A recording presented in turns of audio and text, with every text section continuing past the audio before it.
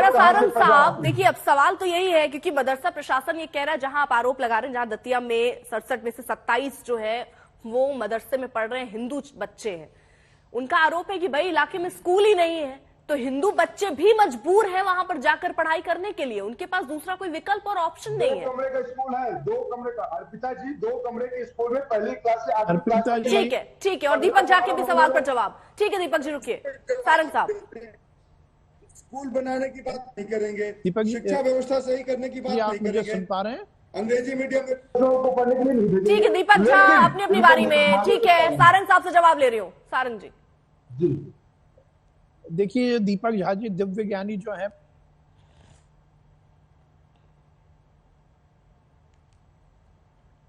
हुए जो घर से लिख के आए हैं वो बोल रहे हैं।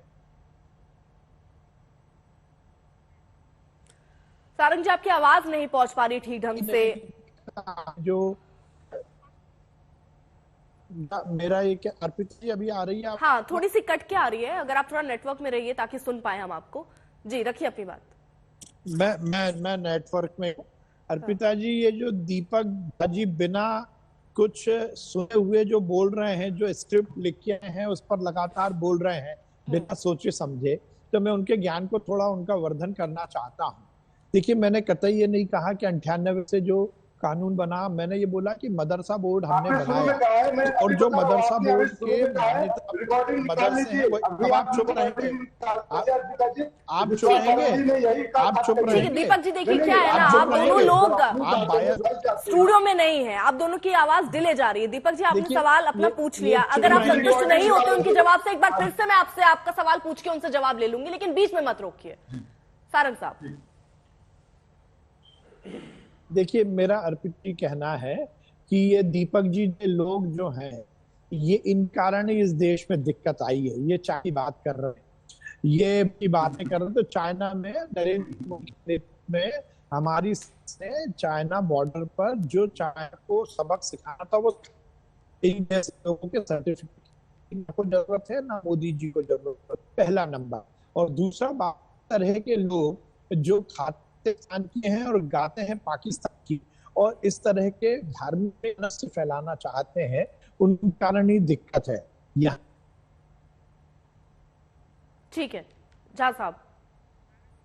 देखिए अर्पिता जी, बिल्कुल इस पर कभी आप डिबेट के पिछले हिस्सों में जाएंगे, सारंग जी ने यही कहा था कि 1908 की बात की जिन्होंने उस मदरसे बोर्ड की। मैं बात नहीं करता हूं, भाजपा को मुसलमानों से प्रॉब्लम नहीं है, भाजपा को हिंदुस्तान के मुसलमानों से प्रॉब्लम। भाजपा पूरी दुनिया में जाएगी, इस्लाम के लोगों से गले मिलेगी, लेकिन हिंदुस्तान में आते ही इनके लिए इस्लाम जहर हो जाता है। ये खुल के कहते हैं भाई कि हिंदुस्तान का मुसलमान गद्दार है, तो आप अपने देशवासियों पे यकीन नहीं करेंगे, आप अपने नागरिकों पे यकीन नहीं करेंगे और पड़ोसी मुल्क से को गाली देंगे और दुबई और चाइना और यहाँ पे लोगों को लेके जाके गले लगाते हैं। तो भाजपा का दोहरा चरित्र दिखाता है कि भाजपा को हिंदुस्तान के मुसलमानों से समस्या है, क्योंकि हिंदुस्तान के मुसलमान ये चाहते हैं कि इनको वोट ना दे, हिंदुस्तान का हिंदू इनको वोट दे, मुसलमानों को बायकाट करना चाहते हैं। समस्या इस बात की है। विश्वास सारंगी, हिंदुस्तान के मुसलमानों की शिक्षा ठीक है, लेकिन दीपक झा, जिस तरीके से मोदी गवर्नमेंट आगे बढ़ रही है, ऐसा तो नहीं है कि मुस्लिम साथ नहीं है। आप कह रहे हैं मुस्लिम छिटक गया है,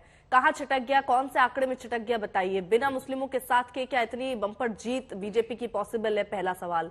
दूसरा सवाल मैं आपसे ये रखना चाहती हूं, आप कह रहे हैं कि मुसलमानों से दिक्कत है, 3 तलाक जैसा नियम, इस तरीके के नियम जो महिलाओं के लिए, मुस्लिम महिलाओं के लिए बेहतरीन मुद्दा रहा, जिसके बारे में जो लोग मुस्लिम अच्छे मुस्लिम होने का झंडा लेकर चलते हैं वो नहीं सोचते थे। अगर गवर्नमेंट सोच रही तो आप किस बिहाफ पर ये कह रहे हैं कि ये गवर्नमेंट मुस्लिम के अगेंस्ट है?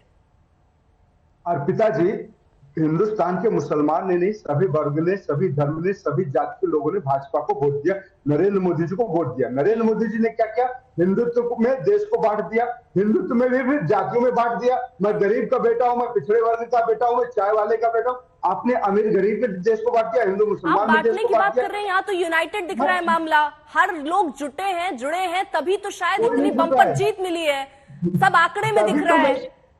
अभी तो मैं कह रहा हूँ कि सभी लोगों ने कीजिए जरा आंकड़े विनय जी। पिताजी, मैंने कहा कि सभी लोगों ने मोदी जी को वोट किया, ठीक है, लेकिन आज मोदी जी ने देश को बांट दिया। ठीक है, ठीक है, इनको ठीक, समझ गई सर। विनय जी, और पिताजी हम 20वीं शताब्दी में जी रहे हैं और ये 16वीं शताब्दी नहीं है कि जहां गैलीलियो को इस बात के लिए मार दिया गया कि उसने कहा कि अर्थ जो धरती जो है वो सूर्य की परिक्रमा लगाती है। पहले उल्टा मान्यता था। तो समय के साथ रोमन कैथोलिक चर्च ने भी माना कि नहीं भाई, धरती ही परिक्रमा करती है सूर्य की, और सुधार किया। मैं ये कहता हूं कि 2 इस्लामिक स्कॉलर बैठे हैं, इनका मान सम्मान है इस्लामिक समाज में, पूरे देश भर में मान सम्मान है। आपको पूरे बहस में ये बात जरूर बोलनी चाहिए थी कि मदरसे में अगर ये पढ़ाया जा रहा है कि एक तो नहीं पढ़ाया जा रहा होगा, लेकिन अगर पढ़ाया जा रहा है कि जो इस्लाम नहीं मानता उसको क्या कहते हैं, काफिर, तो इसके जगह ये सुधार कीजिए कि जो इस्लाम नहीं मानता वो गैर इस्लामी है, और उसको क्या मानेंगे आप, तो उसको भाई मानेंगे, उसको मुशरिक नहीं मानेंगे। तो अगर ये नहीं है तो कोई बात नहीं, अगर है तो उसमें सुधार करने की जरूरत है। दूसरा, मैं एक अंतिम बात कहता हूं कि देखिए, शिक्षण संस्थाओं का इस्तेमाल दुनिया भर में रेडिकलाइजेशन के लिए हो रहा है। ये केवल भारत की समस्या नहीं है, दुनिया भर की समस्या है। मैं एक इस्लामिक देश का उदाहरण देता हूं, वैसा इस्लामिक देश जिसके भारत से अच्छे संबंध नहीं है, पाकिस्तान का। पाकिस्तान जैसा देश भी एक ईमानदार प्रयास कर रहा है इस विषय को समझने के लिए, और वहां वो हिंदू मुसलमान नहीं कर रहा है। मैं 2 उदाहरण बताता हूं केवल। 2020 का एक रिसर्च है, राउटलेज पब्लिकेशन से छपा है, और रिसर्चर का नाम है जाहिद साहब अहमद और कुमर अब्बास जाफरी। दूसरा है 2021 का emerging trends of campus radicalisation in Pakistan, Khurram Iqbal और जाहिद महमूद, ये सारे मुसलमान स्कॉलर्स हैं, और इन्होंने पाया है कि शिक्षण संस्थाओं का इस्तेमाल रेडिकलाइजेशन के लिए हो रहा है। और पाकिस्तान की जो सबसे बड़ी शिक्षण संस्थाएं थी, मदरसे नहीं, उनका भी इस्तेमाल, वहां से बड़े रेडिकलाइज्ड आतंकवादी निकल रहे थे। मैं ये कह रहा हूं कि अगर आप कह रहे हैं रहमानी साहब और पठान साहब कि शिशु मंदिर का भी सर्वे होना चाहिए, मेरी जो जानकारी है मैं बताता हूं, सहमत नहीं है तो मैं भी मानता हूं सर्वे होना चाहिए। शिशु मंदिर 12,000 से ज्यादा, लगभग 13,000 स्कूल चला रहा है, 35 लाख विद्यार्थी पढ़ते हैं, और सीबीएसई का क्यूरिकुलम फॉलो करते हैं, और वहां बिल्कुल ऐसा कोई क्लोज रूम क्यूरिकुलम नहीं है। मुझे लगता है कि अगर सर्वे की बात करते हैं मदरसे और शिशु मंदिर की, तो करा लीजिए और दोनों का कंपेयर भी कर लीजिए।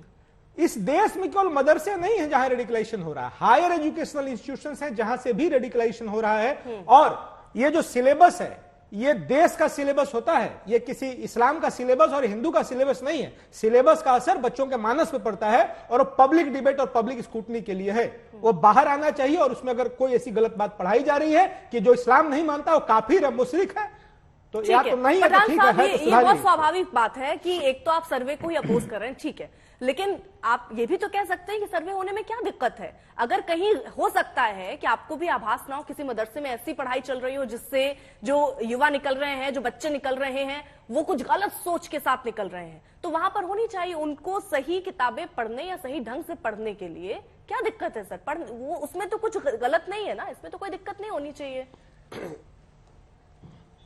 देखिए अर्पिता, अभी एक विजय सिंह साहब बता रहे थे, 2-3 नॉवेलों को उन्होंने नाम लिए, 2-3 आदमियों के नाम ले लिए जो पाकिस्तान के मदरसे पकड़ के आए। अरे सर्वे पाकिस्तान के मदरसे में हो रहा है कि सर्वे हिंदुस्तान के मदरसे में हो रहा है? मुझे पाकिस्तान से क्या लेना देना, भाड़ में जाए पाकिस्तान, पाकिस्तान मुर्दाबाद। इनको तो खाना हजम नहीं होता पाकिस्तान का नाम लिए बिना रात दिन।